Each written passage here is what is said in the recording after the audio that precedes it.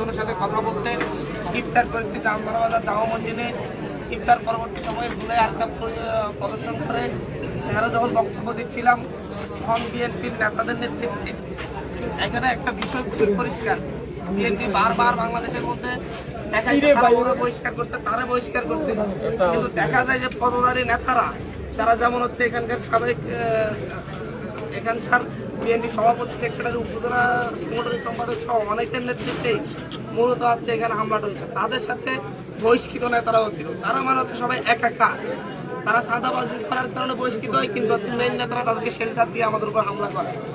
আজকে এখানে আমি যখন হচ্ছে বক্তব্য দিচ্ছিলাম তখন তারা একটি মিছিল নিয়ে এসে আমার সমাবেশের ভিতরে ঢুকে যায়।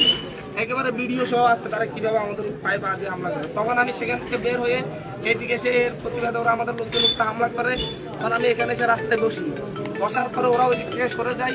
অনেকেই এসেছে আমার সাথে কথা বলতে, আমি তাদেরকে বলেছি যে আপনারা যারা আমাদের উপর হামলা করেছে তাদেরকে ধরে পুলিশে দিন।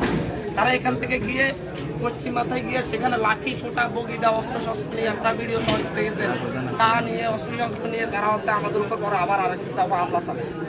আমরা এখানে এই জায়গায় আমার মাথায় পর্যন্ত হচ্ছে তারা বাড়ি দেয়, আমার মাথায় ইট মারে, হচ্ছে আমার পাশে ওনাকে কোপ মারে, ওর মাথায় কোপ দেয়, এভাবে হচ্ছে এভাবে। এবং আরেকজনের মুখের মধ্যে লাগে, হসপিটাল আছে আরো 2-3 জন, সব মিলে আমাদের 50-এর বেশি আহত হয়। দেখেন এখানে খুবই নিরাবিলি ভাবে আমরা বসছি। এখন আমরা এই সাংস্কৃতিক কর্মসূচির মাধ্যমে আমরা এই সরকারের প্রতিবাদ করে যাবো। আমরা খুব শান্তিপূর্ণ একটি সমাজ চাই, শান্তিপূর্ণ একটি রাজনৈতিক ব্যবস্থা চাই।